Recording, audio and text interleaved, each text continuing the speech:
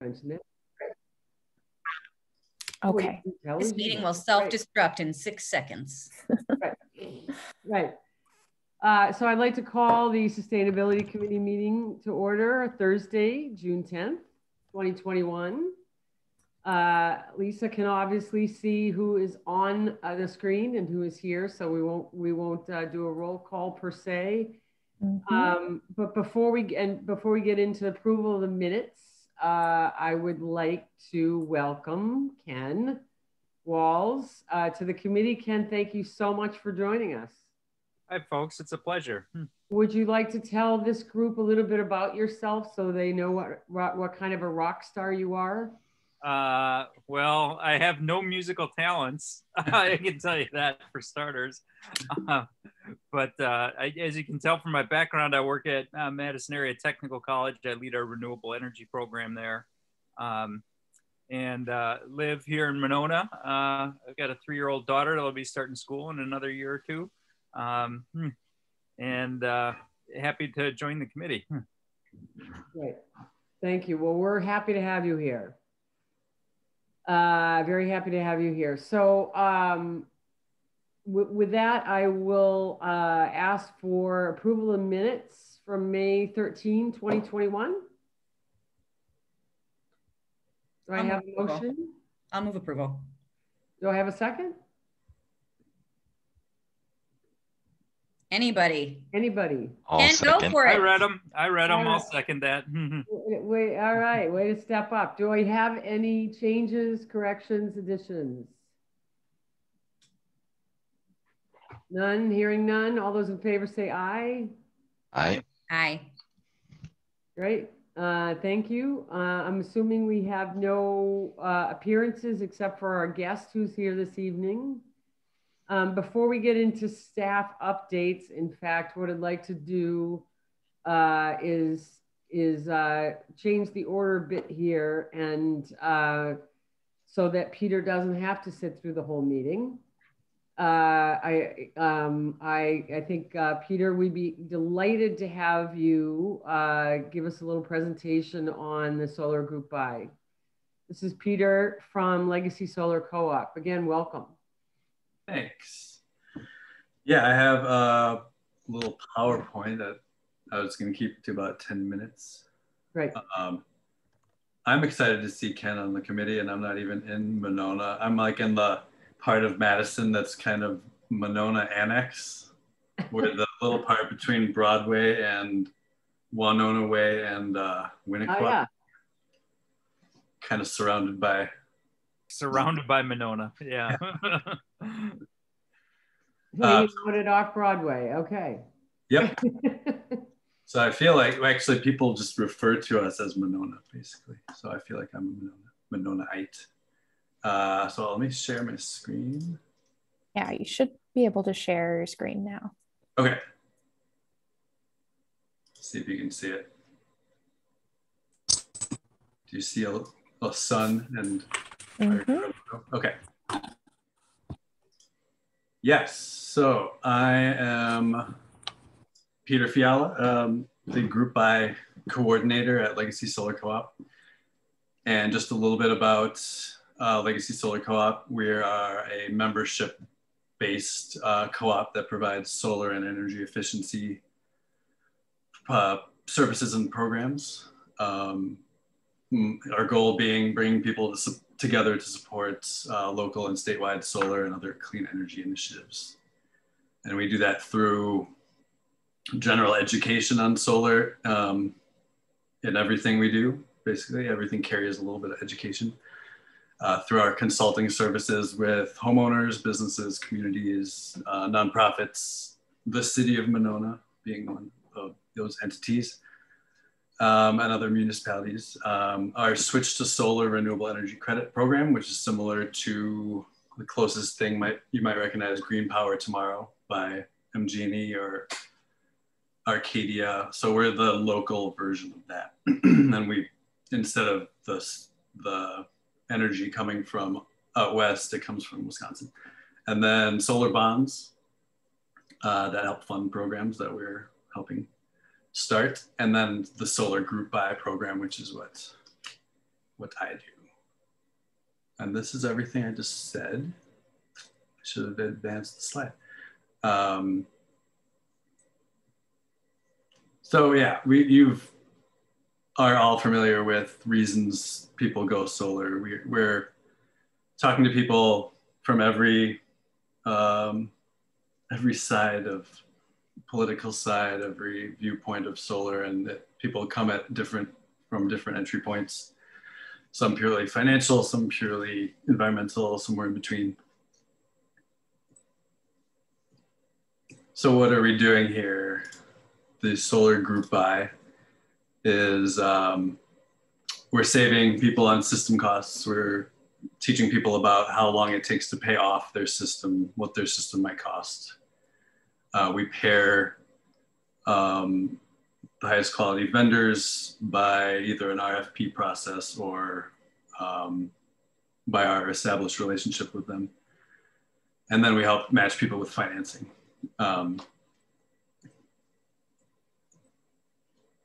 So we select the installer. In the case of our solar group buy, we have Full Spectrum Solar and Midwest Solar Power. Madison is the other solar group buy, and in the county they also have these installers. So we're both tasked with the same goal of getting as much solar in the county as possible.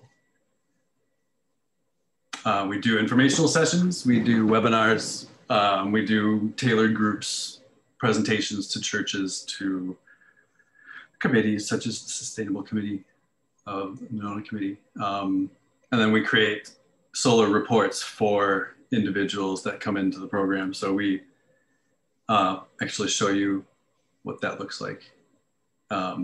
We answer their questions. We might fine tune the report based on more information that we know. And then we match them up with the installer who verifies. Instead of 20 to 23,000, they'd say it's going to be 22.5. You know, they fine tune all the details. We go through how people might pay for their solar array. They may pay 100% cash and know that up front. Maybe they're not sure. We kind of give them a sense of how much it may cost to break even. So if they put down 6,000, they're under no extra cost, say. Some people are in it to,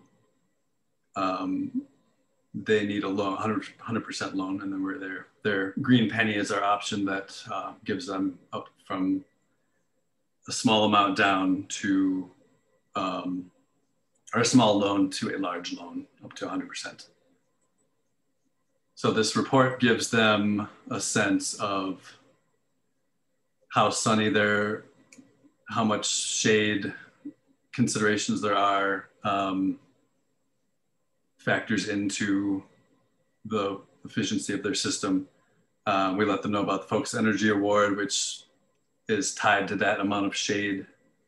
Approximately how many solar panels, maybe giving them a sense that the system may be best on the western part of their southern facing roof, whereas the installer will tell them exactly where it might be based on their solar pathfinder, which takes GPS coordinates and weather patterns, and it's a much more precise measurement. Ours is just an estimate. We give them a sense of, you know, maybe they're looking at a budget, so we give them a system that will be 60 to 70% of their energy usage. They may end up, when the installer comes in, they may realize they can actually do a little bit bigger of a system. Sometimes their roof limits the size of their system. We also collect photographs of their electric meter, of their roof, where the electricity comes in, stuff like that. We talk about roof and ground mount options if they need to upgrade their electric. And then we offer to meet with them. So it's really, we're walking them through to, do I want solar, to answering that question, and then it may take an hour or two with them on the phone, email, back and forth, meeting with them again. So it's really to ending, you know, carrying up to the point where we hand it off to the installer, and they're ready to have their sites taken a look at. Here's actually my own report that I gave myself because I'm in the group buy program. So this is what it looks like. We give, you know, here's a Google Earth image, approximately where the panels may go. Full spectrum actually came out and it was a slightly different configuration. As you can see, it says up to between 90 and 100% of my electric usage. Some month I'm overproducing, some month I'm underproducing, but in MG&E territory, it doesn't matter as long as you're under 100%. And we tell them a little bit about how much carbon emissions and coal they're avoiding by putting up their system. And then we break down the cost of the system, the credit they're going to get from federal tax credit, 26%, average monthly savings, and then life of the system savings. So as you can see, it gets to be in the tens of thousands over 40 years, which is quite substantial. As you can see, it's the starting point is 25.5 and the end point is 18.5. So it comes down a significant amount after the rebates and incentives.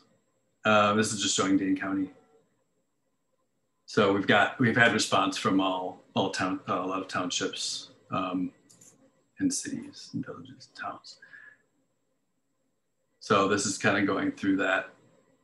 The example of if someone applied their stimulus check, which is kind of old news by now maybe, but if they applied an amount and they got a loan for the rest, in this instance, they're actually saving more than they're paying.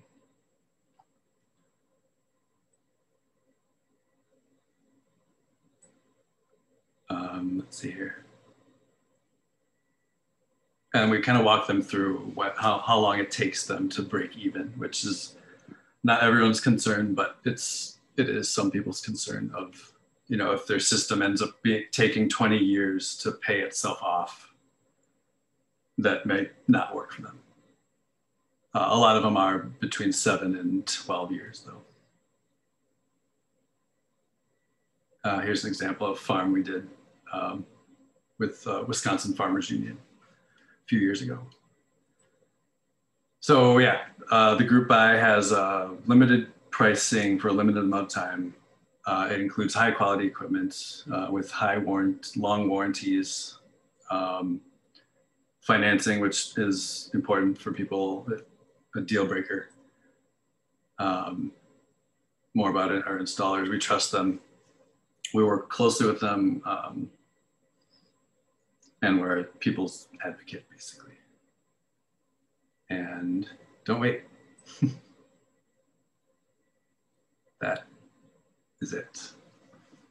Great, thank you. You can bring the screen back, that would be terrific. Peter, can you, since you mentioned Renew as well, and you probably know that Monona participates in Madison, you guys have about the same price differential, which is to say, I think Maddie's son said that their group buy, it was savings of about 5%. Is that still the case? That sounds about right. Yeah, there are different product offerings for the standard middle of the road scenario. So I'm not sure what equipment they use, but the equipment that we use, it may be, it's different equipment. So our price might be lower, theirs might be lower. But for the comparing apples to apples, there's, according to Burke, who I talked to, it's pretty much the same savings, it's just different entry points. And is it safe to say that Renew is focusing primarily on the Madison and the immediate surrounding area where you guys are, the whole county? Is that? Yeah, so it's interesting. The last year we started in as a result of interest in the township of Vermont, and we did a Western Dane County group by. Didn't include Madison. We referred to Madison. This year, and Madison stuck to Madison, Monona, and Middleton, I think. This year, we each wanted to go to the other, to the whole county. So we met with Kathy Kuntz of Dane County Office of Energy and Climate Change, and she basically said, "Hey, look, can we just both do everything, and we'll have double the solar." And then so we came up with a plan of what if someone goes through both group buys, what do we do then? So we kind of covered everything as far as all the scenarios that could happen. So I'm hoping that that's the case, that there are actually more people coming to both groups as a result. Sure. Great. Well, we thank you for coming this evening. You guys have any questions for Peter? I just wanted to ask how frequently, or if ever, panels need to be replaced. What's that process over time like? The warranties are, a lot of them are 25 years, but then the systems end up can last 35, 40 plus years. And the efficiencies, depending on what study you read, what website you read, I've read as little as 0.2% per year loss of efficiency, as high as maybe 1.5. So they can't, after 40 years, you may have a system that is still 85, 90% efficient. Thank you. Peter, do you guys just do one purchase per year, or are you guys on a cycle that goes more frequently than that? One group buy? Yeah. Yeah, so this one will kind of wind down according to the installer schedules, somewhere between mid to end August. And we're looking into seeing if they want to continue past that date and move things to 2022. And if they're interested in going, starting the planning right away for 2022, maybe having a little break.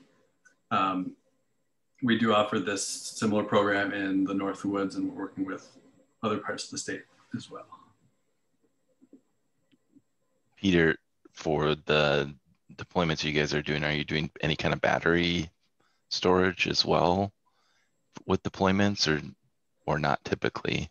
That's on the installer side, definitely. We're not including that as part of standard per watt cost or anything like that. We're noting that they're interested in talking batteries with the installer, and then we make sure that the installer knows that. And do you have specific webinars or information sessions or something set up that we could, help promote? I mean, we're doing that for Renew. So in interest, to your point of people being interested in reaching out, if you have some set up, or if they're on your website or something, that would be helpful to know. Yeah, can I forward it on? Sure. After this meeting? Yeah. Three planned. I've been making a point to get to farmers markets too. I've connected with the Monona farmers market manager. I just haven't confirmed anything yet. So I'm trying to get webinar, online exposure and in person, just to be out there as much as possible. Mm-hmm.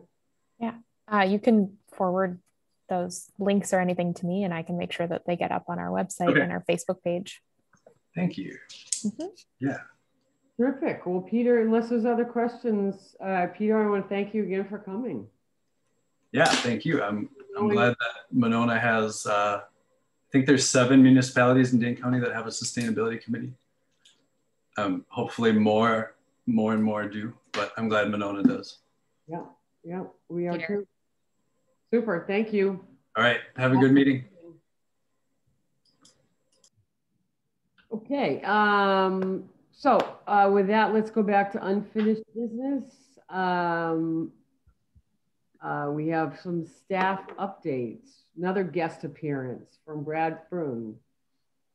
for those of you who may, I think we talked about it last time. I know we talked about it last time, but just Ken, and I want to apologize, Ken, that your very first meeting, we didn't get the agenda out until like the day of, because it got stuck on somebody's computer. So No problem.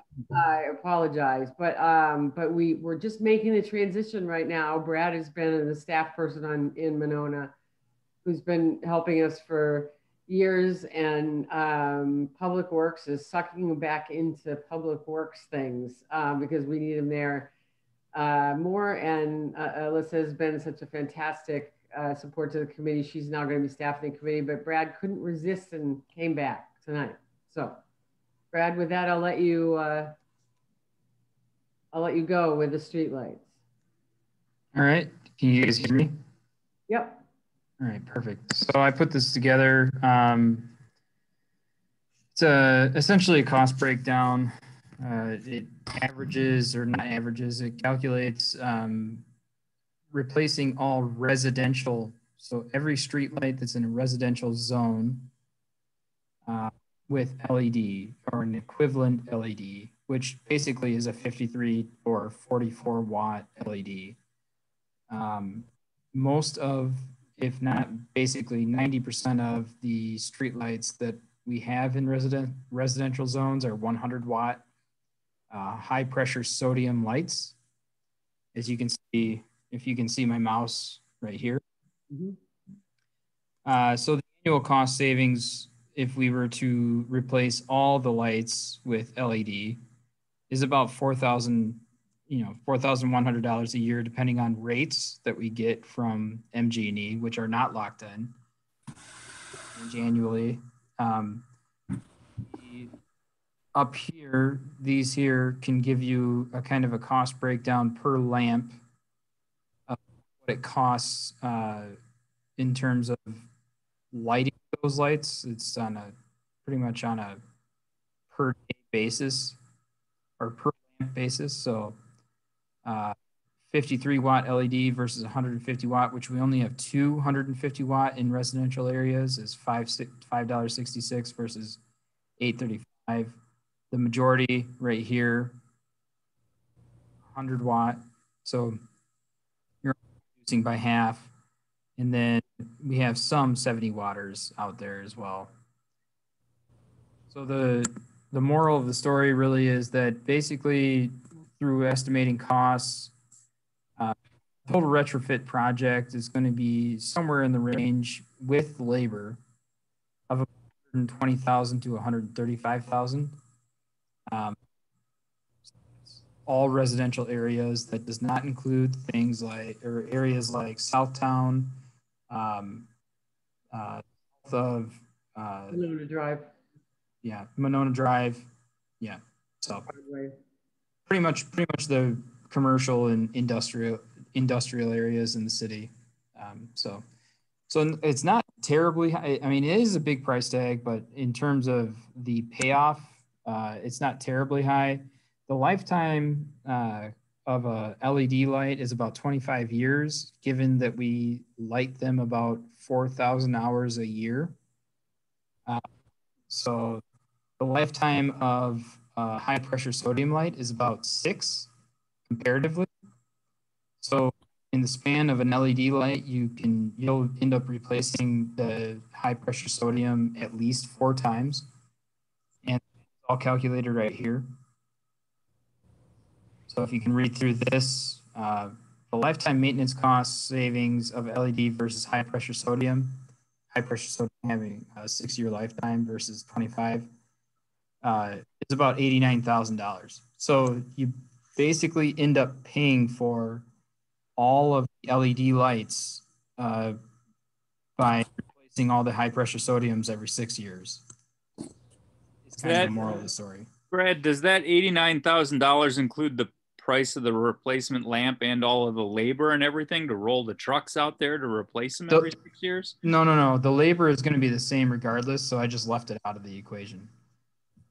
Well, but with LEDs, you don't have that labor cost every 6 years, right? Because they're not burning out. Well, that's true. That's true. So you wouldn't put the labor in there, but so it would be even better payback period. Yeah, I think that's where the real savings are, is not having to send a crew out to replace all those lamps every 6 years. It depends. So MG&E writes their maintenance agreement to come and visit every single light every 6 years. So they know the lifetime of the high pressure sodium lights, and that's why they do it that way. So the way that, if there's a note up here, Ken, too. So right here. Oh yeah, yeah, yeah. So this is if they come out and have to replace that light in a non-maintenance schedule. So if you can imagine, every 6 years, regardless, they're going to come out and touch every single street light. If we were to, for instance, replace every single street light to LED, the year that MG&E is already scheduled to come out and visit every single street light, we would save probably 70% or 60% around there of our labor costs, because they were already going to come out per contract to touch every single light. That makes sense to everybody? Yeah, except for but then because they're only doing so many per year, we're losing the savings that we might otherwise had by doing them faster. That's not true. So they basically do all residential streetlights in 1 year.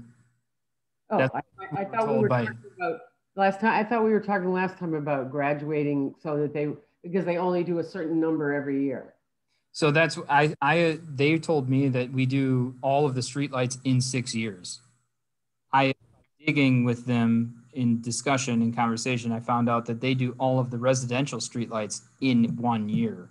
Okay. And so basically they do all of the streetlights in the city of Monona in a 2-year span. So it's like every 5 to 6 years, they do their inspections per their contract. So year 1, 2, 3, and 4, they don't do any inspections. I didn't know that. I thought they did some of the streetlights every year. And then by the 6th year, they've inspected everything and then circle back to the year 1 cycle. That's not how they do it. So what we really want to find out is when year 5 and 6 are on the existing contract, and then plan for year 5 and 6 when MG&E rolls those trucks. Just tell them roll the trucks with the LED lamps in the back and swap them out.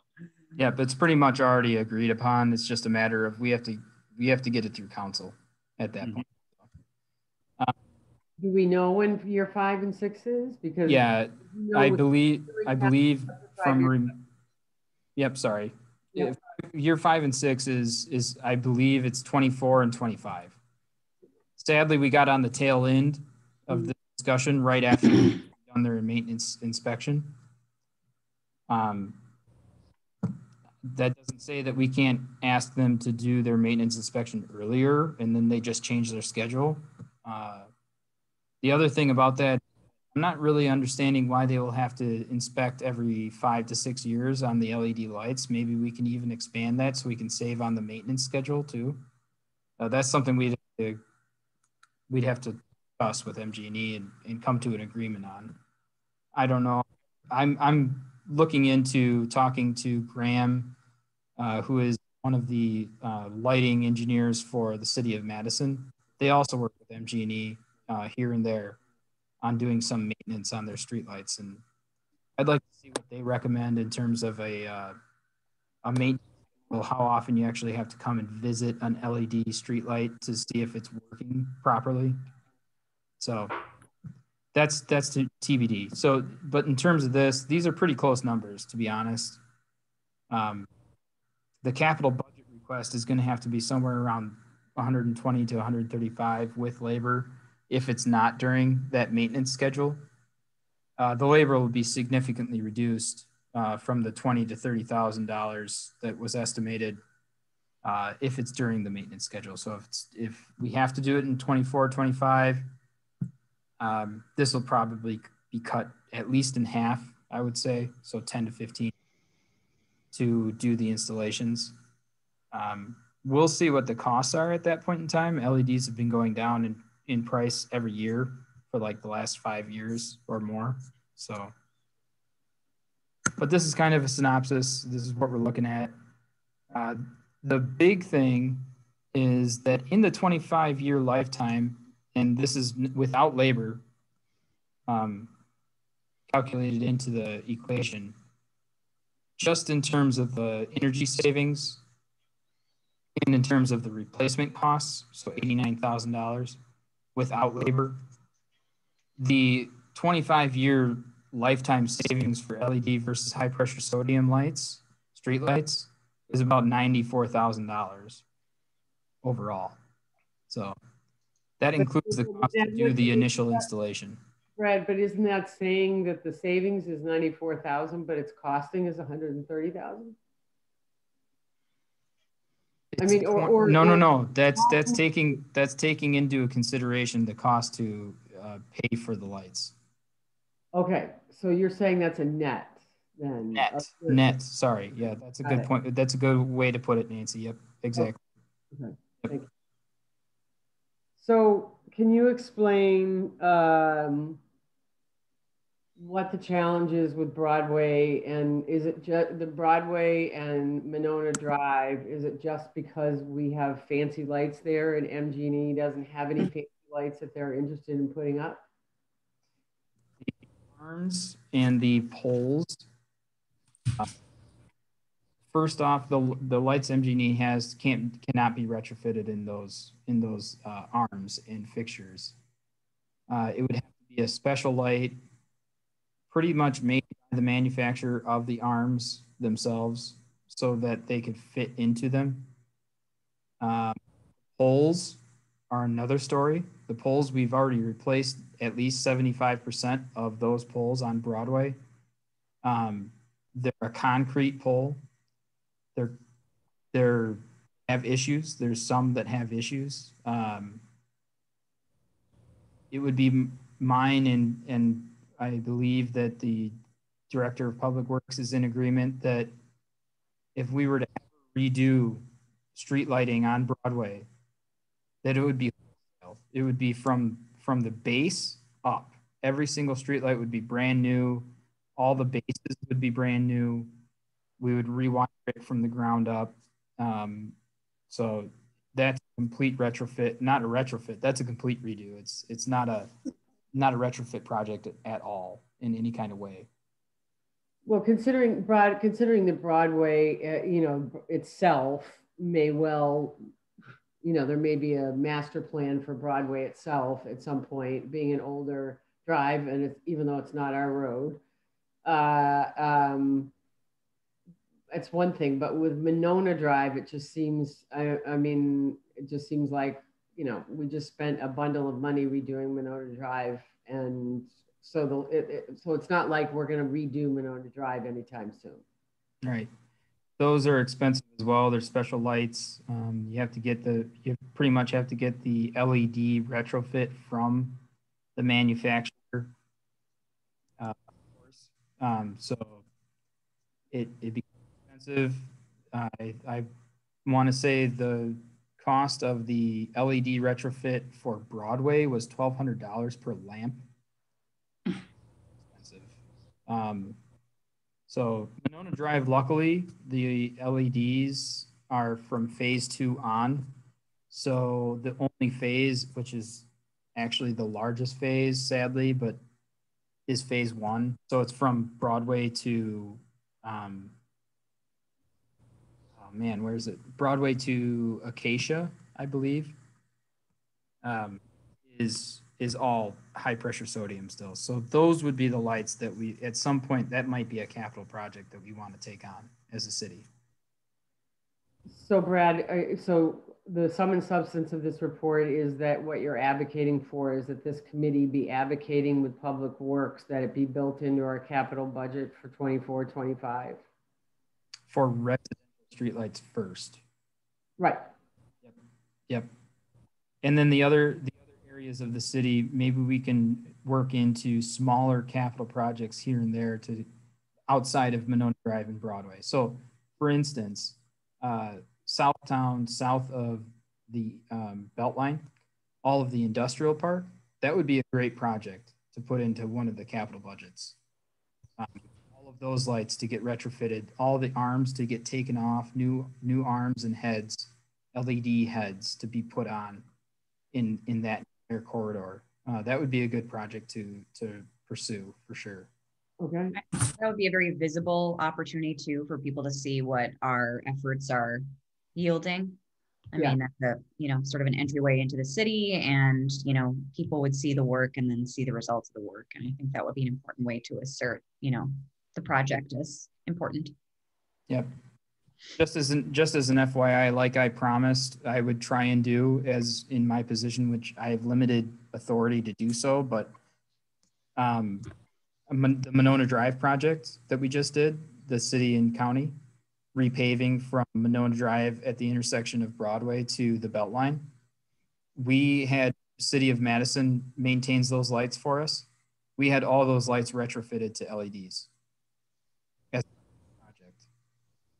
So that's 11 lights right there that were 250 watt high pressure sodium lights that are now like I think they're 70 watt or somewhere around there, 88 watt maybe, LED. So that's one of my personal goals as a staff member, is that when we have these road reconstruction projects, if we don't have a capital project in place that's going to replace the streetlights, especially in a commercial corridor, or on a heavily used road, something like Femrite, for instance, that we get those lights replaced when we're in the jurisdiction. Sure. So unless, I think we have our marching orders here, Brad, except for I would like to open it up to the committee for other questions and short answers, because we have a lot on the plate tonight. So, Ken, do you have any thoughts on this? Any other ways to skin this cat? Any other? Well, the one thought I do have is I think Brad has done the heavy work of digging in and figuring out all the costs for each of the various types of projects. That could be really useful, because there's a good chance there might be some money flowing in the next few years with grant opportunities for these kinds of LED infrastructure projects. So yeah, having those calculations at the ready, so that if requests for proposals come up, the city could pursue it. That might be a way to, you know, get these projects executed sooner than later. Yeah. Absolutely. Yeah, I would definitely put an asterisk on each one of these that says basically these are all eligible for Focus on Energy. So they're non-metered, but we know exactly how much power they use every year because we have all the billing detail from MG&E. So it's a really simple calculation to put into those FOE applications. So, okay. Yeah. Great. Anything else from the committee? Questions for Brad on LEDs before we move on to HVAC? Thanks for the presentation, Brad. Yeah, thank you. Yeah, nice work. Okay, Brad, HVAC. All right, so I don't have a special little chart or anything like that for you guys. All I have is that we've gone through the process of updating our HVAC control software, which controls City Hall, library, and the community center. Doing so, we found several HVAC components that are all related to HVAC controls, which tend to be like little itty bitty computer boxes that are failing. They're either not compatible with the new software or they are not working, period. HVAC controls have gone a long way from 10 years ago, and they are a low-hanging fruit type of a project to bite off. What I've been told by the mayor and the city administrator and our finance director is that we will not get, most likely, the $500,000 to $600,000 that we need to retrofit the city's library basement HVAC system. That being said, we will only probably get around $100,000. $100,000 project won't retrofit any kind of mechanical systems at the city's library. or at City Hall. So the next priority project from our Strand report that I presented in 2018 to the City Council and the Facilities Committee is controls upgrades. So we will and can fit a HVAC controls upgrade project into that budget if that's all we're going to get in 2022. And so I've directed Strand to give us a task order for 3 things. I want them to give us a task order for how much it's going to cost to engineer and build replacement of all of the rooftop units at the library. I want them to give me a task order to engineer and build all of the lower level HVAC components of the library, including mechanical. So the big project, the one that's going to be estimated between $500,000 and $600,000. And then I asked them to give me an HVAC proposal for engineering and construction of replacing all of the old, outdated, and or failing HVAC controls components at the library. Basically, what that project would do is replace everything and have it all project ready to replace all the mechanical components. So everything, all of the computer programming, controls, software, controls, mechanics, and components, hardware, whatever, all of that would be replaced. And it's just an open slate at that point. So when we are able to take rooftop AC and heating units off the roof and replace them, we can do it. We don't have to wait for anything. We don't have to design the software component. We don't have to design the HVAC component. We can just plug and play new mechanical HVAC pieces of the library. It makes a lot of sense to do. It would save us energy in the meantime. It would solve comfort issues. It makes a lot of sense given the fact that we're constrained by the capital budget in 2022. Brad, is the HVAC, the larger number HVAC that you're referring to that I know would be your preference, all money, if we had the money to do it, is that, I recognize it's not in the budget for 2022, but since we do capital budgets 5 years out, is it anywhere in the 5-year budget? Or are we talking about doing all these controls and then Lord only knows when we get into the other piece of it? No way. We cannot. I've made this perfectly clear. If I didn't, I apologize, but I thought I did, to the mayor, Brian, and our city administrator and our finance director, that there is no way we can leave the mechanical components the way they are in any of the 3 city facilities, but especially the library, given that the library is not going anywhere. We're not renovating it substantially. It's a building that's, for the most part, effectively going to stay the same for a given amount of time. And the components in the lower level are circa 1980. Some are from 2001.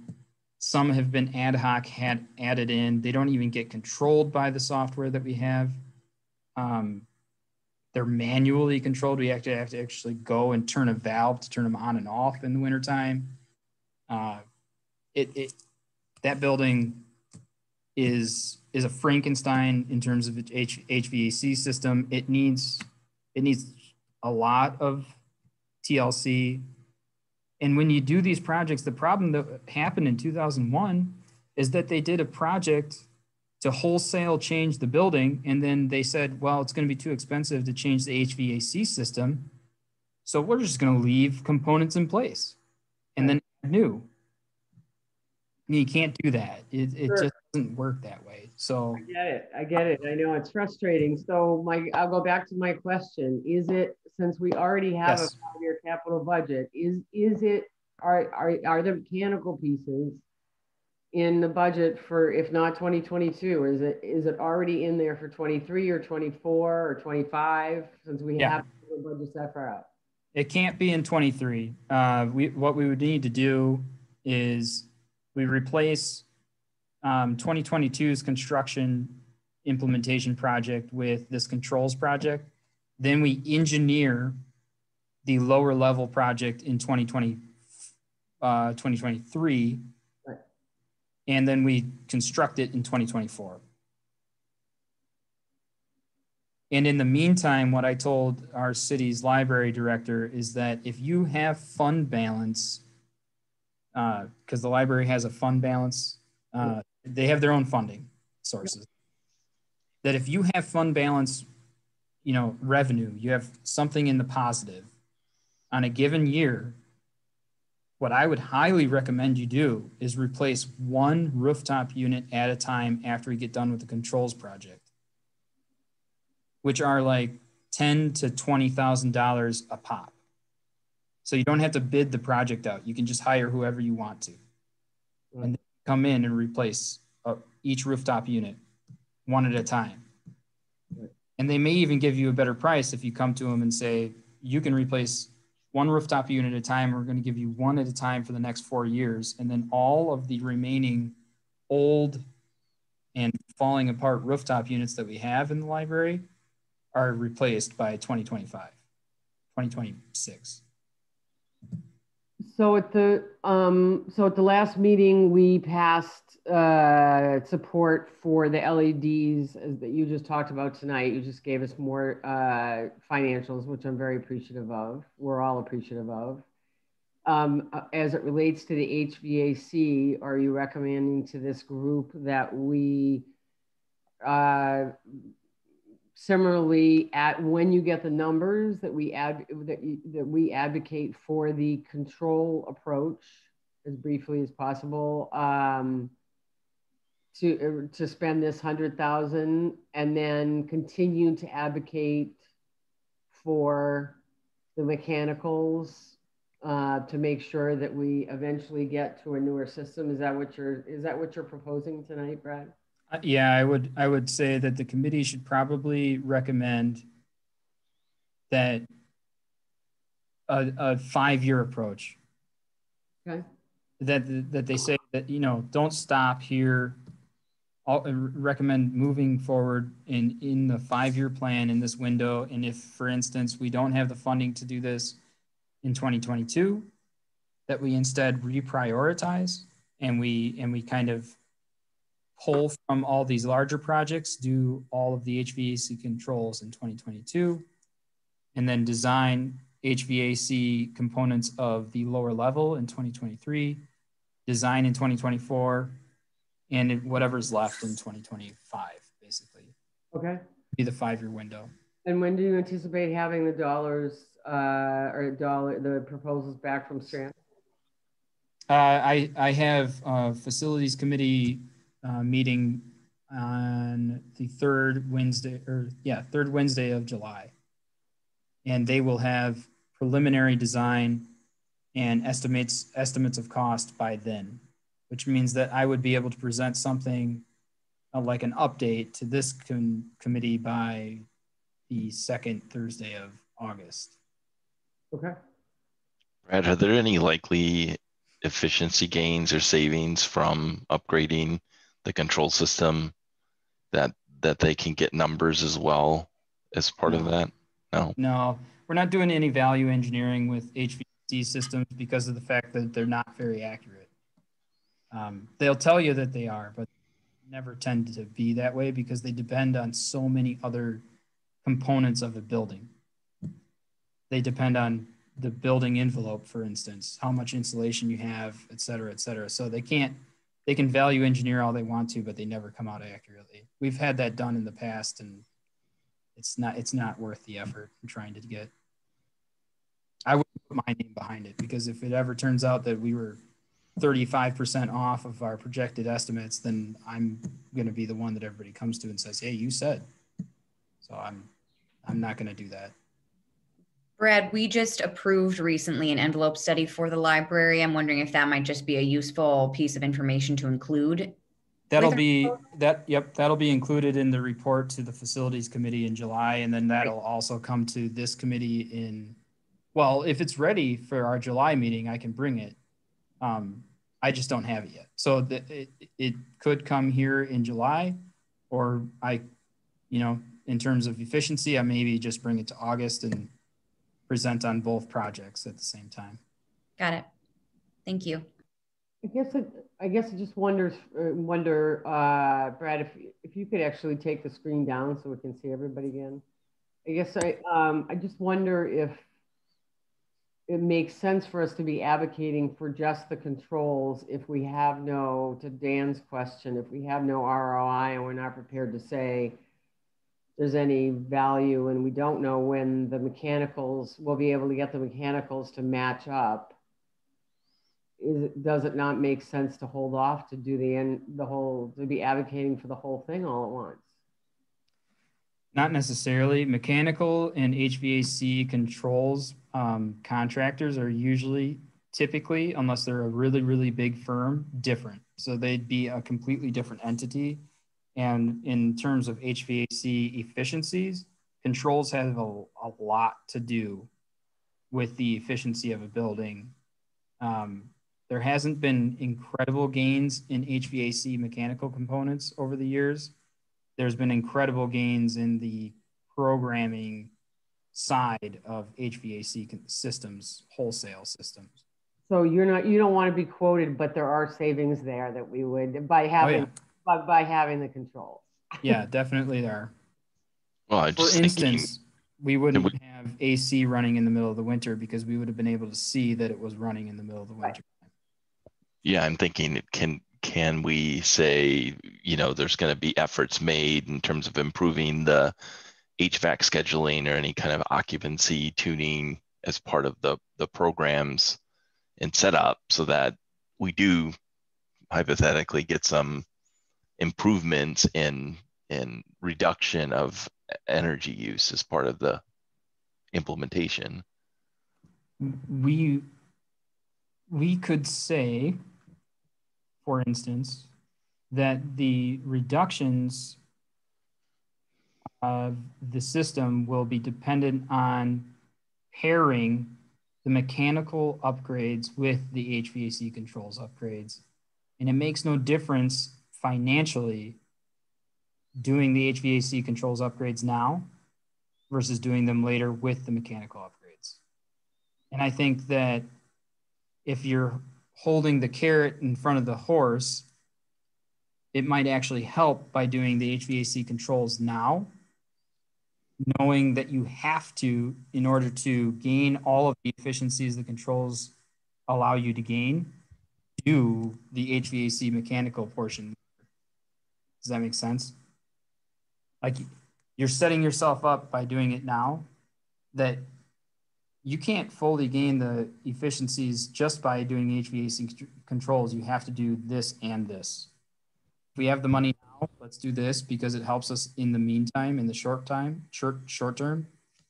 The components are still, however, we know that we need to replace them. We know that they're expensive, so that when we have the funding, we just do the wholesale project and replace all the mechanical components and then marry the two projects together so that everything's running top notch. All happens within 4 years. That would be my suggestion. Brad, I had sort of a related question for you. You mentioned wanting to do the engineering study in 23 and then the HVAC replacement itself in 24. I'm curious how much the engineering study would cost and if there's any advantage to moving that up sooner and getting the engineering done faster so that, we could wrap our heads around what the actual HVAC replacement was going to look like and how much benefit we could expect from it. So that's a good point. So we're doing the preliminary portion of that. So we're going to get the lower level project designed to a 30% design this year. And then it's going to sit and be shelf ready to hone and refine and get to the point where we're going to be like, all right, in 2023, we're just going to take that 30% design and then go. And we're going to be to the point of final design before you know it. And in the meantime, we'll be able to install all these HVAC controls components, and then look at the system wholesale and say, holy cow, we've been running on this inefficient, problematic system, and we didn't even know it because we've never been able to talk to it. And then now we finally are able to see all the things that were wrong with it, and we can fix those items that are non-mechanical before we even get to the point of installing a new mechanical system, which may be able to tell us more of the story of like, okay, this is what our system is actually going to need to look like once we get like new air handlers in. Maybe we do electric heat pumps instead to take advantage of our solar on the rooftop instead of gas boiler system. Maybe we want to talk about BAS, so building automation systems, so that we're talking about like, maybe we want to replace the solar system on the library and do an HVAC project that has an electric heat pump and battery storage, so that we're running all electric, the most efficient possible system that we can run at the library, and hardly ever taking gas off the grid to heat our building, something like that. I'm going to reel the big fish in. Well, if we want to do the big project, I think I love it, Brad. Are you kidding? I love it. I'm just saying we can't spend all night on HVAC. So I could. I know you could. That's why I'm reeling you in. Right. So here's what I want to make. Having listened to you, I guess I want to make this following suggestion. Like you said, you're going in front of the facilities committee, and ultimately it's the facilities committee that's going to be making this recommendation, or whatever recommendation. So it seems to me that in the same way that you came to us with the LED stuff tonight, so we have a better handle in terms of numbers, what we're advocating for with Public Works, in terms of what to put in their capital budget. Once you have the Strand stuff, once we have a read from the facilities committee, and once we have more of a roadmap around HVAC, then this committee obviously can advocate based on that kind of, the kind of numbers that we get from you. But I don't know that, I mean, I totally appreciate the background, but I don't know that there's a decision that you need this evening. Is that correct? No, not yet. You just want to know, you want us to know where you're at. Yeah, I'm still cranking the screws on this with certain other individuals that have a lot more authority than I do in terms of the capital budget. So. Right. So once, like I said, as Molly said, once you get the building envelope study, once we get the proposals from Strand, and once you get a read from the facilities committee, then I would say, come back, because we'll, if it's appropriate for us to be helping you make a case on the city's behalf, whether it's going back, whether it's working with the facilities committee or going to the mayor or whatever, we can certainly do that like we will with the LEDs. Does that make sense? Yeah, absolutely. And just as a reminder for the members of the committee that may not be as plugged in with capital budget talk right now, capital budget for the next couple of years is going to be extremely tight. Trying to get extra funds is not going to be an easy game. So any support at all is, it's going to go a long way. It's going to be the matter of like, we're fighting over $5,000 between departments. So, yeah. And I would just say on that note, if you have people outside of the committee as well who might want to come and speak in support of these initiatives and these recommendations, I think that always is very important for the council and the mayor to hear from people outside of the committee as well. Great. Well, thanks for jumping in on the meeting, Brad. Unless we have any other questions for Brad. Yep, Teresa? I do. And this is just pardon the fundamental nature of my question, but Brad, can you just explain, there was talk of an engineering study and a building envelope study, and can you just clarify what those studies will show us? Like, what questions will they answer that we don't know the answer to already? The The engine, it's not a study. So the building study is different from HVAC. Those are two separate things. Did I get it right though? There was an building envelope study. Yes. Am I there's saying a building. that correctly? No, And building envelope study okay. was performed, and that'll produce a report that basically tells us how the building envelope, the shell building, is performing. So like it will expose like air gaps or Yep. leaks or the tightness of the building. So the energy efficiency, how we're not spending a lot of money on HVAC and then it's going to seep out through the cracks, sort of thing. Yes. Like is it retaining the heat or retaining the cooling? Is it? It's sound. Yep. Okay. Yeah, and is it leaking moisture and stuff like that kind of thing. The HVAC is not a study. It's design. The HVAC component is engineering.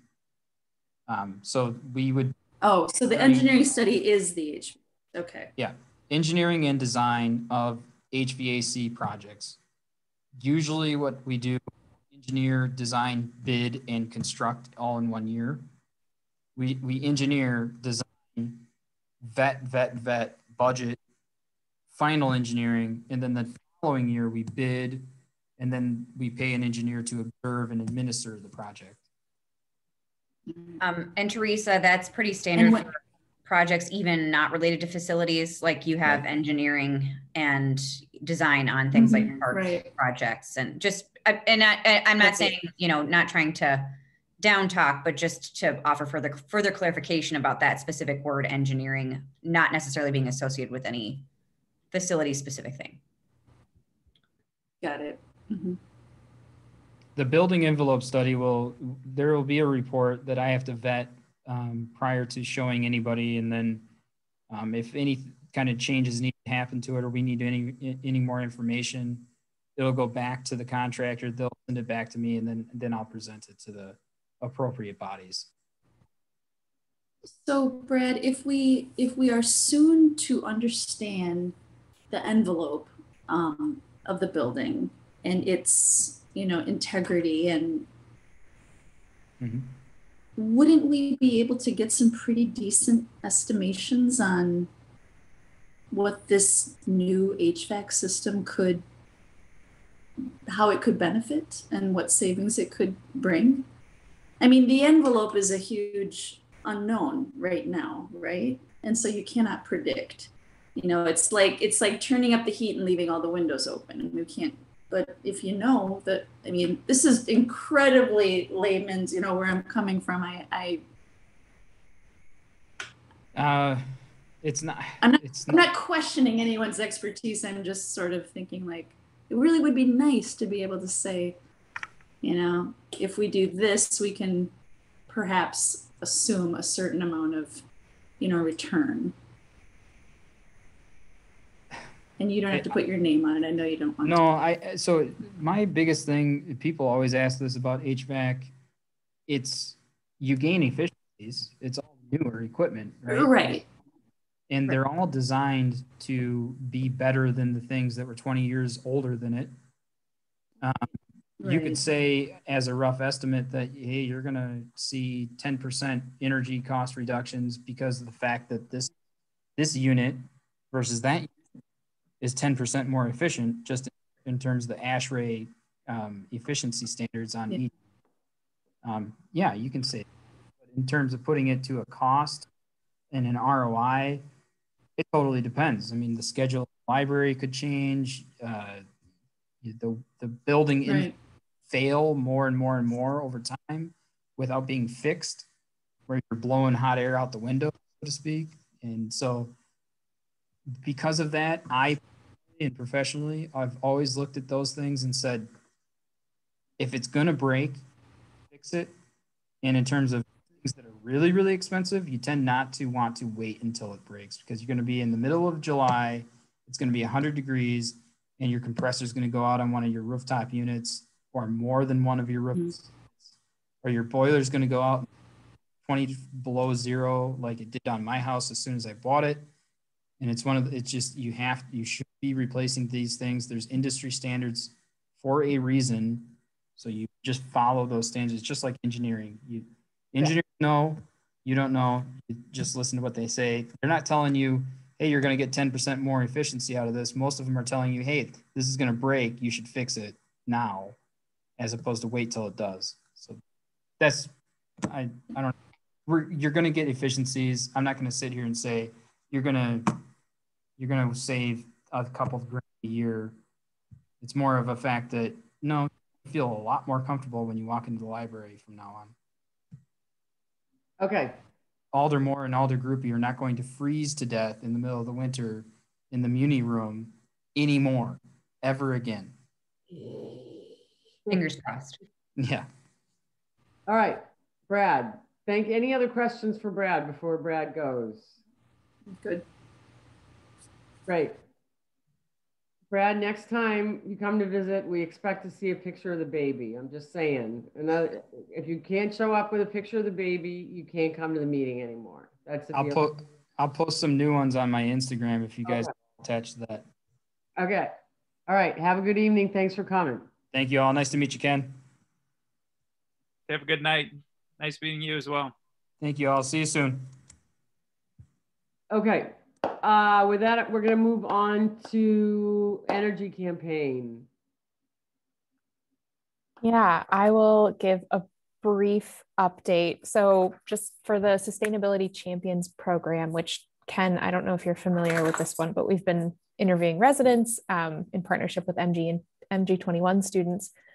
We're kind of on pause right now. I'm waiting to hear back from Rebecca Fox Blair from MG21 about what their availability is over the summer potentially. And I know Will from Community Media has limited availability right now. So just for now, I appreciate all of the outreach that everyone has done. And we've definitely got some people lined up who are interested in being interviewed, but Brad and I can't do all of the interviewing and all of that. So we're kind of waiting to see on that. And hopefully by the July meeting, I'll have more of a firm update for you all on what the program will look like over the summer. And if nothing else, we'll definitely be able to start up in the fall once the students are back in school. So that's Sustainability Champions. And then energy campaign outreach. We can really talk about these. I can sort of pass it over to Molly because we have an opportunity to do some outreach at the community festival over the 4th of July weekend. And Molly, I don't know if you want to give more detail. Sure. Just in brief, I spoke with Eric Redding, the organizer of the festival, and he said he'd be delighted to give us, a little, I think he said 10 by 10 tent or something like that. And we can either do it one or both days. He said, if we're going to do it one day, probably the 4th would be more highly trafficked, just because it is the actual 4th of July, if people still care about that holiday anymore. Is my cynicism sinking in as a grown woman. And Elisa mentioned some of the things that would be important to showcase in the tent, like our sustainability dashboard. I don't have the list in front of me. Let me pull it up. Sorry. I've got it up. I was thinking, the dashboard, we could do something with the Sustainability Champions map. Yes. Even if it's just, I was thinking like at the very least, we could do like a QR code so that people can scan it and that will pull up the map so that they can explore. Passing out seed cards like we've been doing. We could have a sign up for the Adopt a Storm Drain program.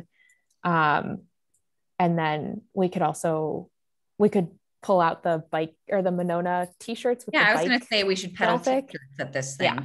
People will be, I think, there with their wallets to purchase various things while they're there. So, so I don't think it has to be super elaborate, but I think all of those things would be just very key components to share. I mean, we did the energy showcase a couple years ago and it was so successful during National Night Out. So I think making it more specific to the programs that our sustainability committee can directly connect you with or offer would be really important versus, showcasing sort of the broader community array of opportunities for, sustainable biking, driving, lawn mowing, etc. The only other thing that we may want to include is some information and timelines now that we've had Peter present tonight about Legacy Solar, just since that will be coming up in August. And potentially we could hand out just a list of public info sessions or have a list there that people could access while they're at the table. And I would just add to that we've made a commitment for July 27th at 7 p.m. to do an to do a webinar with Renew Wisconsin for the same thing, for the Maddie Son program.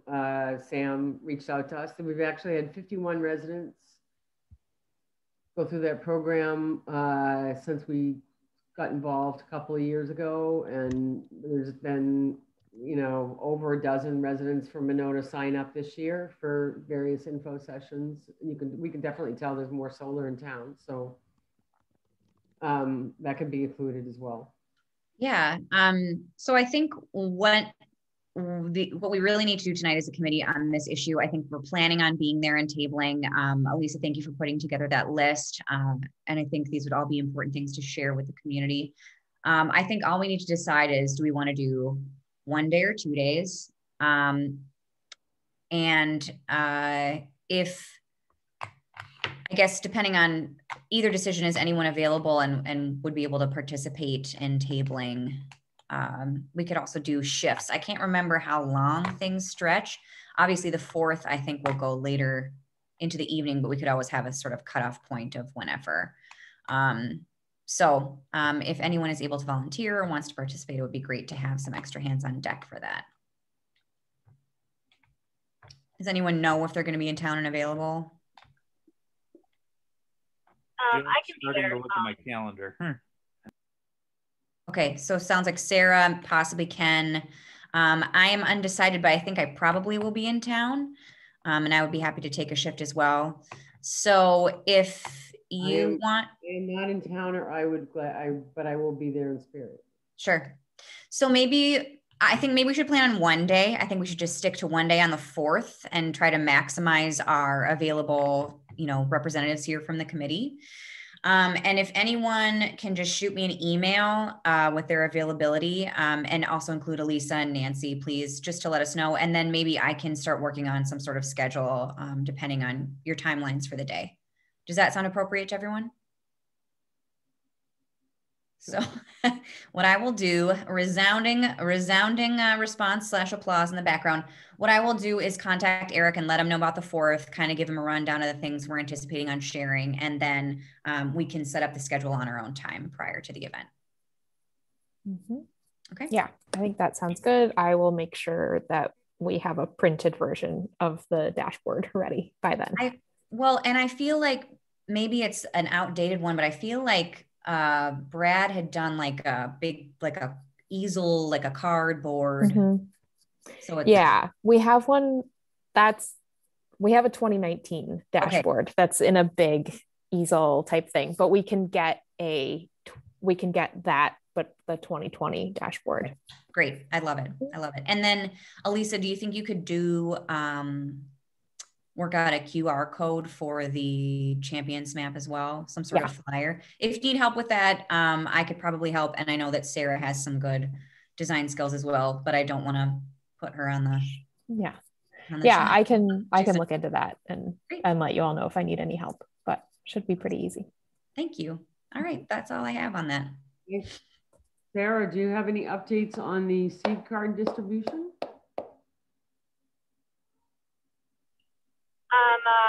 I have just been bringing them to the farmers market when I've been doing county board office hours with the mayor, but I've been bringing them with me and trying to hand them out to folks, and generally still get a positive reception, but would certainly welcome if anyone else wants to come out to the farmers market some Sunday morning and be a little more proactive in handing them out. We spend a lot of time just sitting and, receiving people as they come in to speak with us. So if someone else is there and maybe hitting up a different corner of the farmers market, that could be helpful. So if anyone wants to do that, feel free to give me an email and I can either get you the cards if it's not a day I'm going to be there, or we can coordinate going together. Or if there's some other community events, if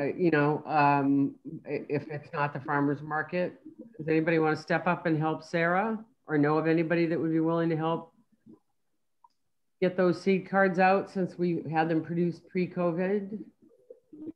I might reach out to our senior center gardening group and Well, see that'd be if they have an fantastic. interest.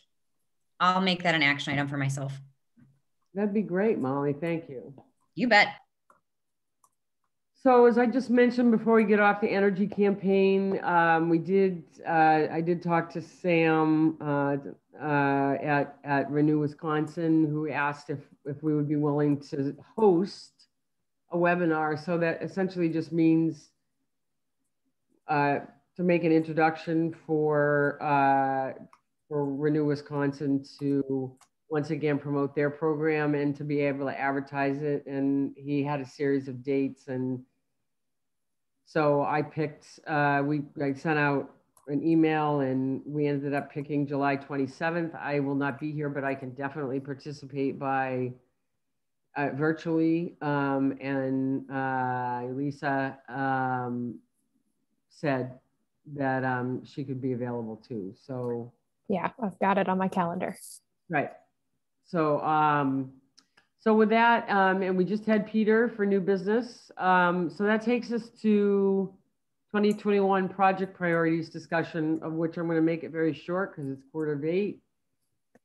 So as we talked, the document that I sent out hopefully was self-explanatory in terms of where we're trying to go. In addition to shifting up staffing on this committee, we have also had conversations. I've also had conversations with the mayor and city administrator around trying to get more done by utilizing people off of this committee as well as on the committee and on a project by project basis. That doesn't mean we can take on the whole world. But that hopefully will provide us with some additional flexibility around people's interests and to be able to move a few more balls forward. So with that, I did my own brainstorm based on a whole bunch of things that we've talked about since I've been around for the last 4 or 5 years. And I know, and what I thought we'd do tonight, because I don't want to keep us too late, is simply ask you, as I did in the email, for if you have any strategic additions. By strategic additions, I mean that we really don't want to get into the weeds about any of these priorities in terms of, whether it's a paddle in Monona or whether it's a tackling a big hairy beast of some sort in the city. The idea is to not be talking about how we do it or how many PSAs we're running, but to decide that as a group it's going to be a priority, or it should be a priority for us. So that's what I mean by not getting into the weeds. So tonight I'd just like to ask for additions to that list to complete the brainstorm. And then what I'm going to suggest, and then in doing that also,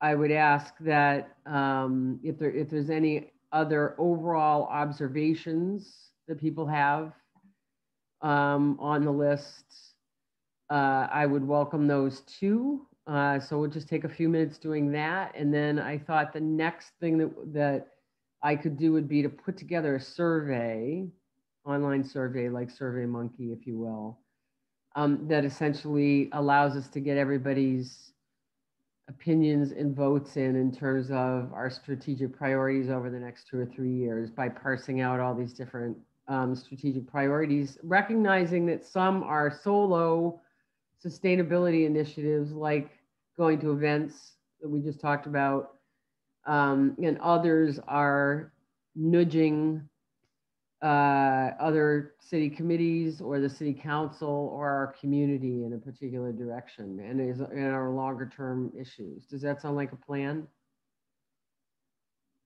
So it's just to say this is step one of what will be several steps to try to get a longer window and a stronger sense of our priorities as a committee over the next 2 to 3 years.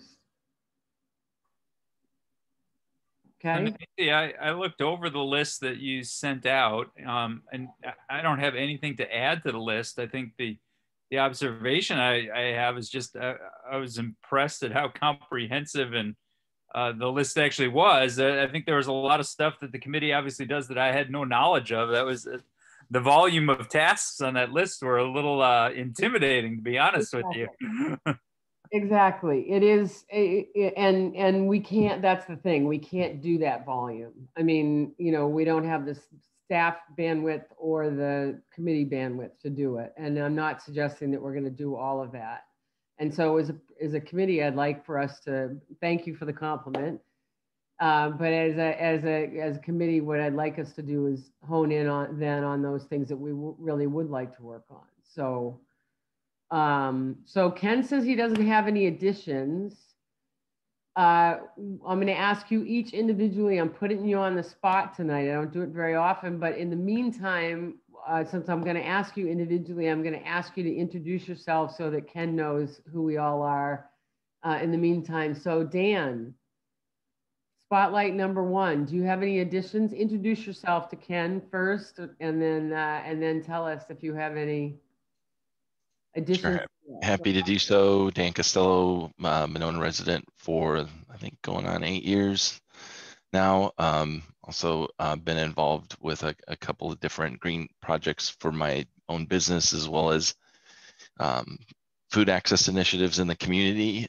So I don't know if it's really an ad, Nancy, it's just as much as where it might maybe fit in.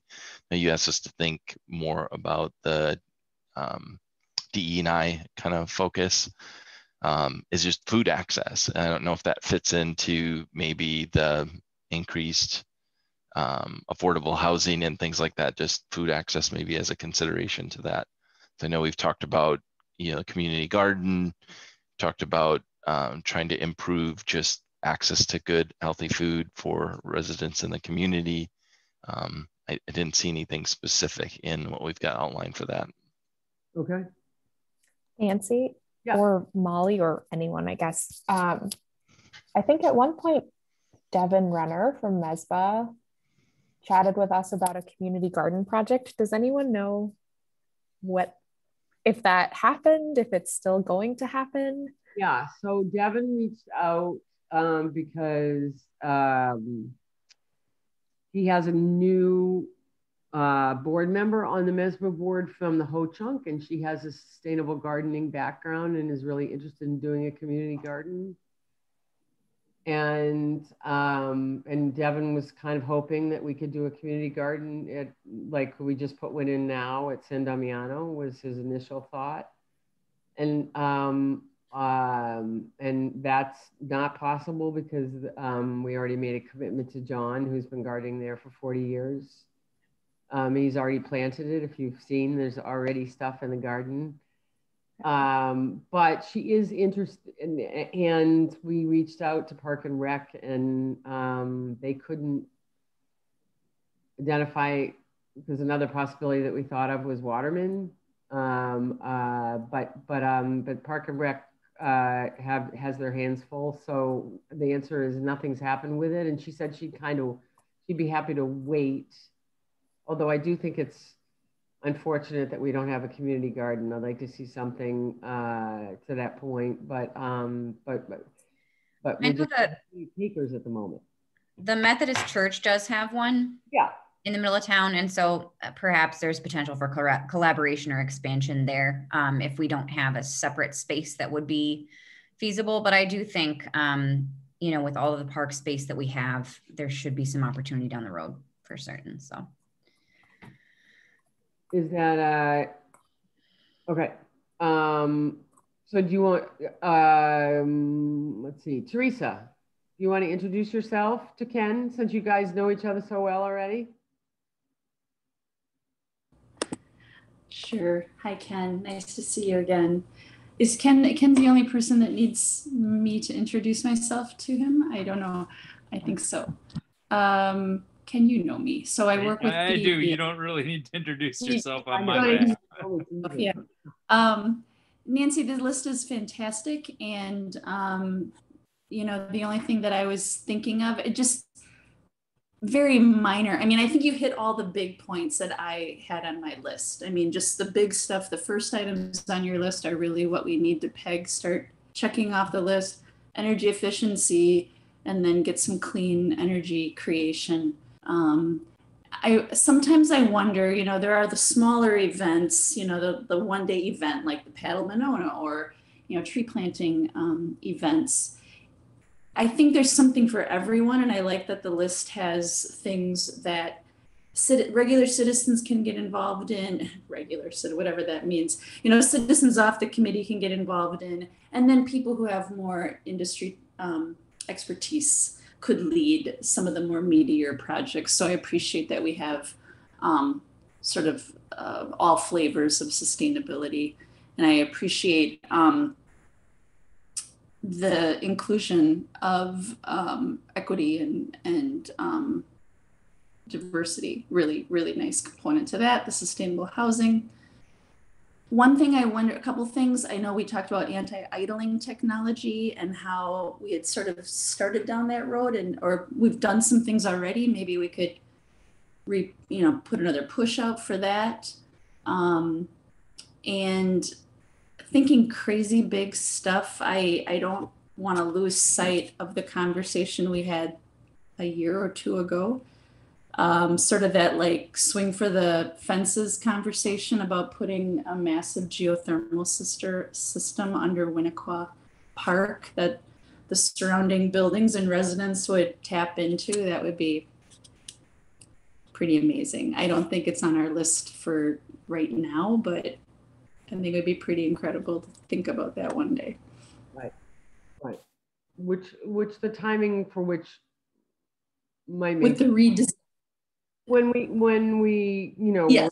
we're anticipating a new public safety building. So when the new public safety building comes up, that would be probably the time to be thinking about tying, because we could tie that into that system and some other city buildings in the process. So great, I appreciate it. Sarah Smith, County Supervisor Smith. Yes, and I apologize if I'm in and out. I'm actually traveling, which is also why my camera's not on. So yes, I'm Sarah. I'm also a Monona resident, obviously, and I'm also the county board supervisor for the district. And yeah, I've been on the sustainability committee for a few years now. And I don't think I had any additions to the list either. I think it's really comprehensive. So there's definitely a lot to tackle there, but it'll be a fun few years to try to tackle it all. Yeah. Don't worry, there's some things coming off the list too. That's the next step, but prioritizing, right? But it's good to know. Let's see, who else? We lose Molly, Miss Molly. Sorry, girl. No problem. I am Molly Groupie. I'm on the city council, Monona resident, early childhood speech pathologist. I know you said you have a little one, so let me know if you need any tips or tricks on communication. She talks plenty. Well, there you go. Perfect. I love a strong-willed and I'm kind of surprised she hasn't joined into our meeting yet this evening. So she will probably make her presence announced sooner or later.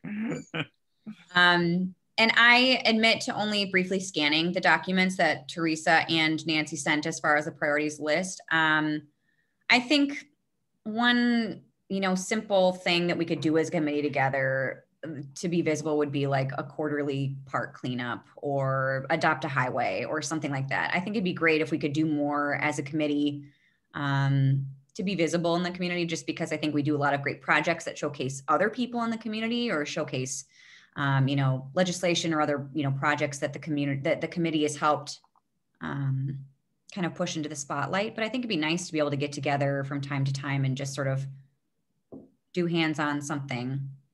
And I don't know if it would be like a park rotation or a specific park or, adopt a park program, something like that, where we could do one and then other people could potentially volunteer to maintain or, pick up trash. To take a load off of the Parks Department and practice our eco-friendly, sustainable message. Few of us have already Double adopted. the seaweed off of Schluter Beach.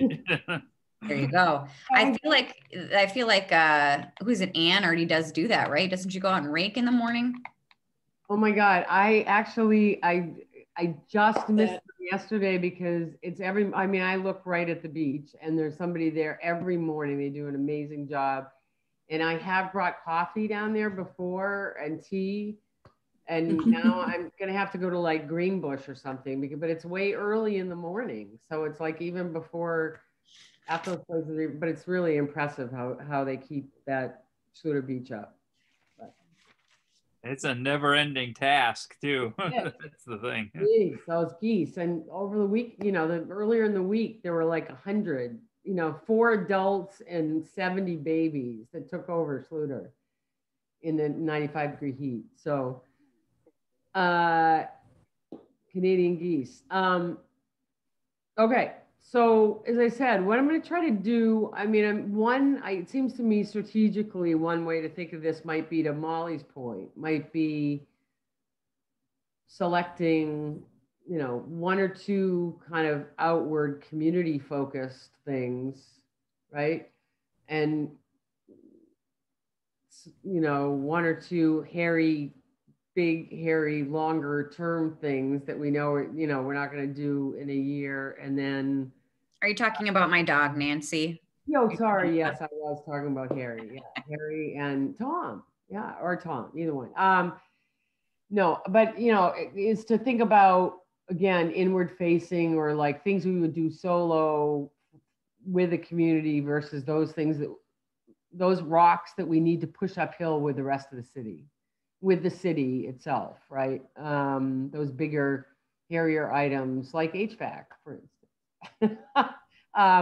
Although that's a facilities committee item, that's not a.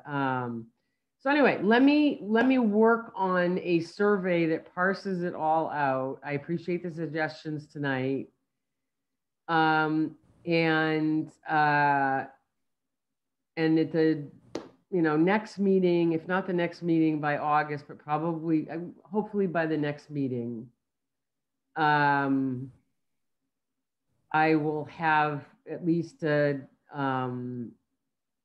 survey ready to go, so that we can, again, we're just trying to focus on some long-term planning. I know, Ken, one of the things that we've been frustrated by, some of us have been frustrated by, is particularly around the energy piece. By the time we learn about a new solar field coming up, that MGE or somebody else is putting in, it's already spoken for. We need to be in the pipeline so that we can do, our energy rider. And I know some of us on the committee have felt pretty strongly in the meantime that probably doing a small bit of green power tomorrow, or doing something with legacy, or in some way to start to piece together the city's energy use. Just knowing that it's because we already have solar on our roofs, and we definitely need to make a decision around that solar and whether it makes sense to replace that solar because we've had problems with it, or to just leave it be and go after. But we don't have cornfields to put solar in, so it's all about negotiating with MGE. And I hope that so it seems to me one of the things that we've been hoping for is a bit more of a roadmap, recognizing that the road's always changing in terms of how the city could break off its energy use. In addition to, in terms of moving towards renewables at the same time that we're reducing our use.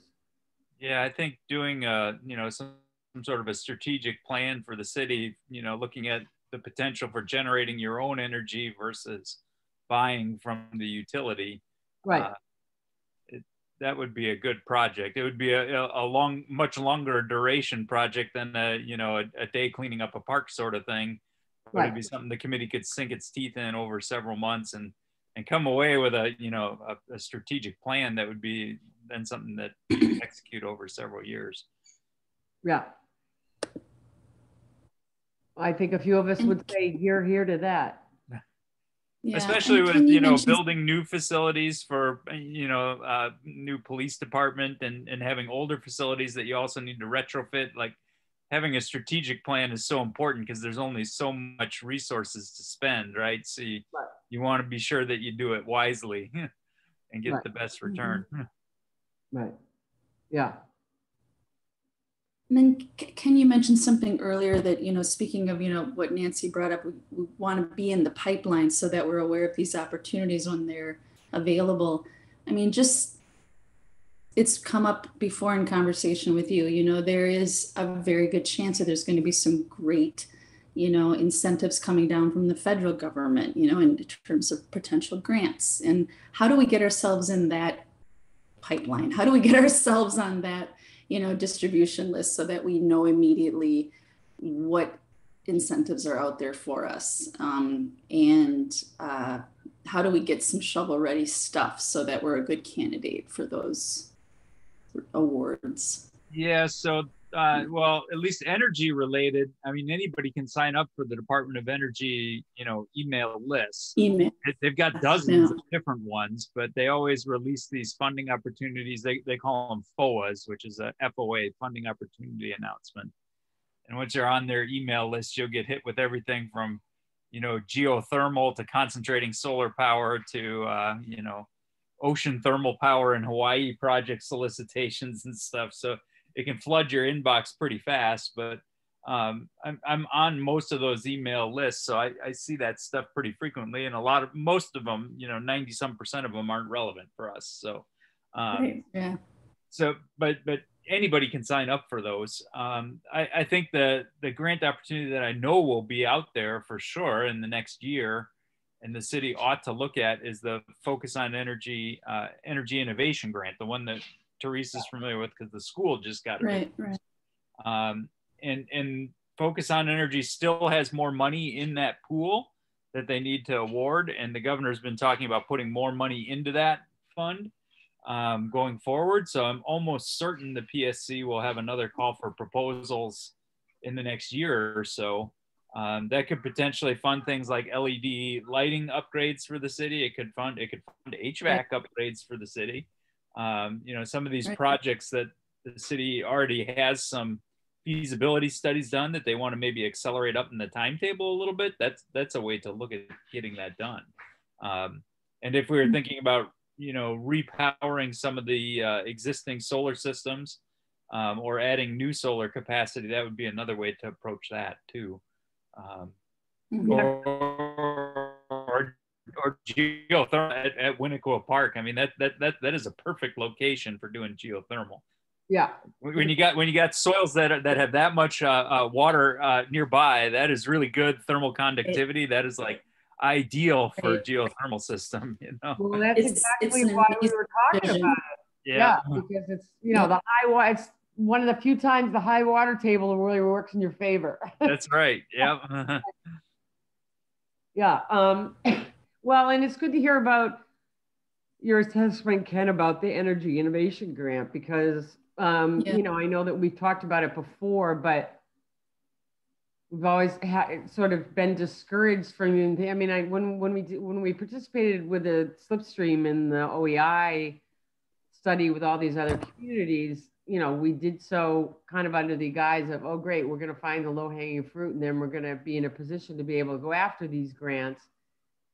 But then we've been kind of discouraged from doing so, thinking that they're too competitive. We'd never get the money. It wouldn't be worth it. But it sounds like what you're saying is, no, there's probably going to be more money to be had, and we just need to get ourselves in position. Yeah. So this last round, I can tell you they had 100 and some proposals, and they funded about 30 of them. And a fair number of those went to municipalities. So, you know, it's, and it wasn't just like big cities like Milwaukee that got them. I mean, I think the city of Jefferson got an award.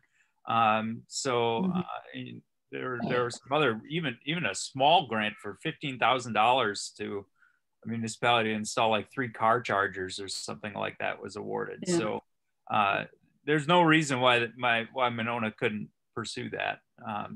and it's very, I think it's very possible there may be other funding coming out of Department of Energy targeted at this sector, because a lot of the other funding that the feds have done has been tied to tax credits, right? And school districts, municipalities, towns, villages, tax credits do you no good. So, so I think there is an awareness on the part of, you know, both the state and federal level that the existing incentive programs are not comprehensive enough. So I think there probably will be some funds that hit the street to target applications more like this. You know? Right. Okay. So, so I will not be here on the 8th, which is the next meeting. And I won't be, and I'm gone next week, but I will do my level best to put together a survey so that the next meeting we can start to winnow down what we want to work on short term and what we see as more long term priorities. I can share that day, Nancy. Thank you. You bet. I am off to Alaska to guide a trip. So boring. Yeah, I know. So I leave on Monday to go for training, and then I come back on the 19th, and then I leave to lead a trip on the 1st to the 8th, so, or the 30th to the 8th. So, so I'm sorry that I won't be here, but I will try to jam the survey in. And Molly, thank you for taking the reins as always. And thank you all for your time this evening. And thank you for, you know, I will continue to work on that survey, as I said. Do we have anything on number 7, diversity, equity, inclusion discussion items this evening? Anything for DEI? So here's the good news, from a city council standpoint, we did have 18 people apply for our ad hoc DEI committee. The mayor's meeting with virtually all 18 people because most of them she didn't know, you know, didn't know well. She might have known their names, but she didn't know them well. But it was a really nice, diverse group. She's continuing to reach out to the school, most especially, to try to identify in school, to try to identify some recent alums or sort of younger alums to round out that list. But she's working on that, so that bodes well for the ad hoc group that will be facilitated by Nehemiah. But unless there's anything anything related to DEI for this group, yeah, Molly. I guess I would just very briefly say, you know, we talked about the community garden opportunity earlier. Yeah. And if that ever comes to fruition, Dan and I co-lead a community garden that's in Winona Park, so just right outside of Monona in Madison. And we work closely with their neighborhood center to offer a children's garden for educational purposes. We work with a lot of Spanish-speaking gardeners. And I think that sort of like that community food education and, you know, other opportunities for growing food would be a great way to include potentially lower income members of the community.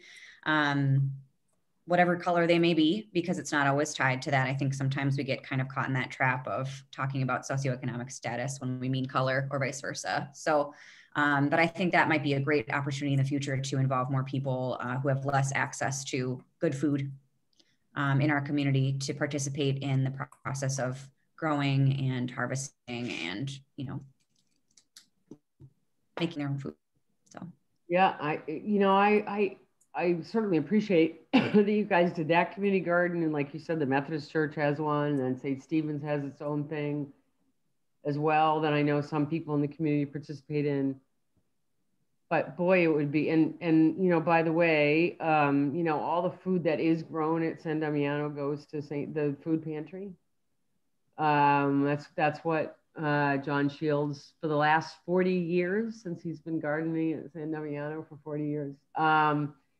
that's where the food goes. But I really wish there was a spot in Monona. I know that Waterman would be the most expensive place to put it because it would be a community garden with a view. But in terms of the value of that land, but it's so wide open. I've just thought it would be a good spot. But in any case, I wish there was a spot that we could find for community garden because I think it would be great. Yeah, agree. Yeah, maybe somewhere down by Ahuska where the farmers market is and where the mulch pile already goes.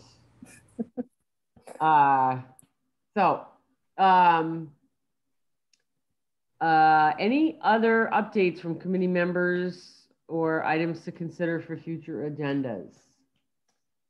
I have a quick question to pose to all of you. So at the most recent staff meeting, we talked about returning to in-person, and at this point, it's up to you all if you'd like to continue doing our meetings on Zoom, or if we'd like to move them back in person to City Hall.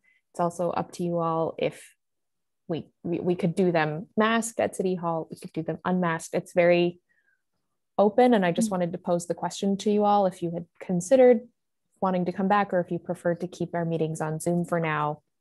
We can go either way. Or by the way, if you wanted to do your next meeting or maybe the meeting after, although At San Damiano. Yes. I would say I am comfortable personally meeting in person again. I think that would be really nice. I would like to, if possible, leave a hybrid meeting opportunity open just in case people have childcare needs or other conflicts. If there's just a laptop that we could bring where someone could Zoom in, if they needed to. Yeah, that came up with the staff meeting as well. And it seems like people don't feel that we have great options for hybrid systems. Certainly nothing more elaborate than just a Zoom, like someone's laptop at one end of the table. So the guidance that I got was to try and either do in person or do online, because trying to do a hybrid option is going to be challenging just in terms of technology. Although I agree that sorry, Lisa. No, that's okay. I guess I would say I think it needs to kind of be all or nothing then. I would really rather not force an in-person meeting if it, even if one person is like, it really just does not work for me or is not convenient. I would offer that I would want to be supportive of the person or persons who wouldn't be able to make it work. So, yeah. How do other people feel? I'm fine in person, or hybrid, or whatever works for people. So I'm flexible. Okay, now if you all say whatever Then works, we need to be inclusive and I'd rather meet in person, but I can understand if it's an all or none of not everybody's going to be comfortable yet. Okay. Teresa?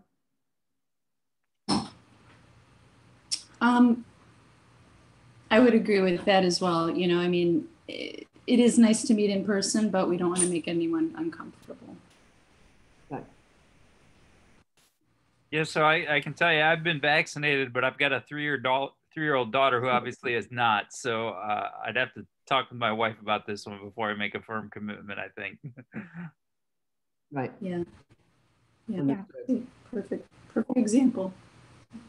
Well, Sarah?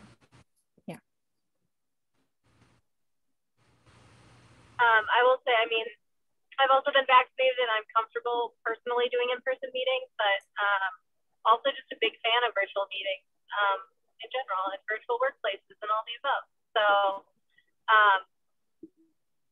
I think if right now the technology limitations for hybrid, and if there's, like Molly said, even one person who'd be more comfortable being able to participate virtually, then yeah, I think, or, just sticking virtual for now and then figuring it out. Because I think too, in terms of public appearances, if we can't do a hybrid option and a member of the public would have preferred to be able to communicate with us, then we've kind of limited that if we're all in person, and that's their only option. So that's a great point, Sarah. And it certainly is, very convenient to not have to, in my case, get on a bike because I am a sustainable human and go over to City Hall. So this is not to say that you couldn't meet outside like at San Damiano sometime if you wanted to. If you wanted to do it in person, to Ken's point, I would assume that you can meet outside socially distanced. But although it's hard to record the meeting if we're meeting outside. So, but it sounds like for now we're sticking with virtual. Yeah, but so we figure out the hybrid. All good. I can get us set up on Zoom for the July meeting. And we'll just have to figure out other ways to connect, like for instance, a beer garden at Schluter Park. Yeah, that's a good suggestion. Let's go. I can walk there, very sustainably powered. Exactly, and that's coming up soon. It's coming up soon. In fact, did they put together the beer garden schedule yet, Molly? I don't believe the schedule is together, but there are events already on the calendar. Okay. So I don't think like the whole summer is there, but we plan to start later in Augusty times. So, okay. I just wanted to share a brief note from Sue. I heard back from her in response to my report, and she just wanted to let you know that she is doing well. She misses the committee. She's primarily just kind of back and forth right now, helping out in DC. So, but she wanted to apologize for not being here tonight and just express her gratitude for our support.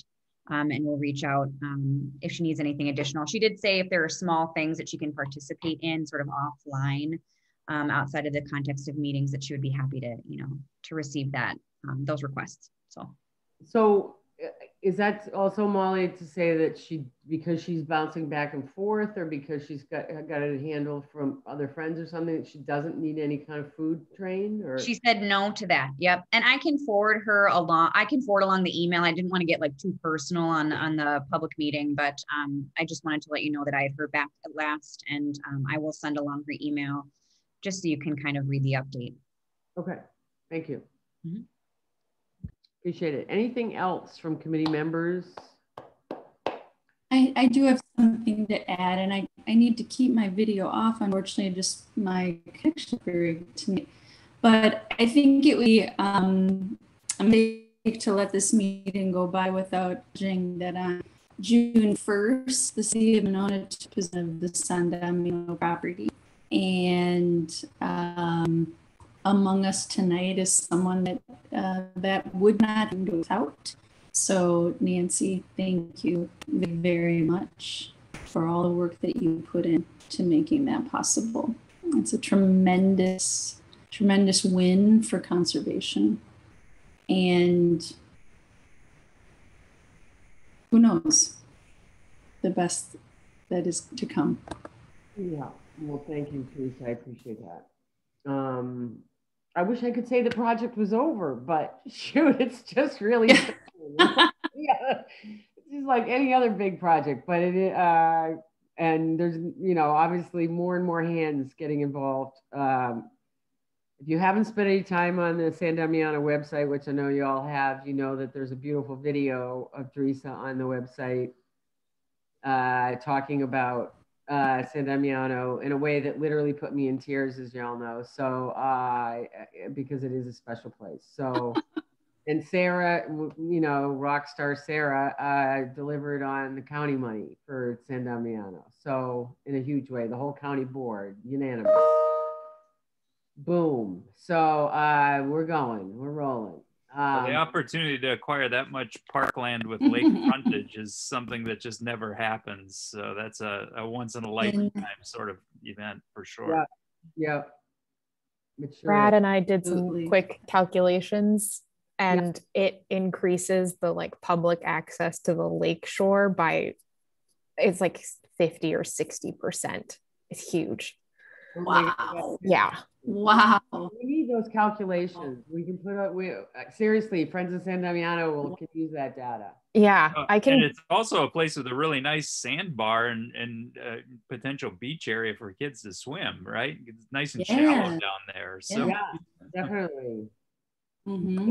And so, you know, I mentioned that Teresa has a fantastic video, and that Sarah was, and I, you know, I cannot let the meeting end without also giving a huge shout out for Dan. This committee has been totally instrumental because Dan's company, Acumium, is the one that is our web host and designer, and it's a fantastic website. And it gets better all the time. And I just really appreciate that Acumium jumped in to make San Damiano its Hacking Kindness project. Takes a team. Great, Dan. Really appreciate it. Super fun. Super fun. So with that, do I have a motion to adjourn? I will move to adjourn. Okay. Super. Do I have a second? I'll second. I have a second. All those in favor say aye. Aye. Aye. Fantastic. Thank you. Thanks, everyone. Good to have you, Ken. Thanks for joining us. thanks, folks. Nice to meet you. Pleasure to be part of the team. Lisa, be sure to tell the staff that you just rocked it, okay? If you need any of us to write you a letter of recommendation for leading our next meeting, we will volunteer. Oh, thank you for the offer. I will let them know that everything went smoothly. Well, they'll be able to see for themselves. Yeah. Yeah. So fantastic job. Thanks again. Thank you. Everybody continue to stay safe, enjoy the beginning of summer, and we'll see you soon.